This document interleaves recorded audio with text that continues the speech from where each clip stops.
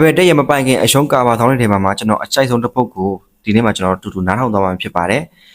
မပိုင်ခင်အရှုံးများမပိုင်ခင်လေးကရှုံးတာတော်သေးရဲ့ဗျာ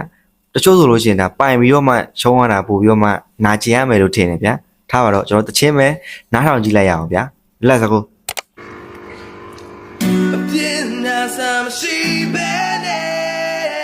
Love alone and me, yeah, the candy late tree, but the late tree, but I can show them needed. Me my child, I'm low, put but then I shoot me my child, and I is every child of beauty, move my own, young child, I'm low, put this on my power, put me hold the child, do y'all bring I and cheer me go so to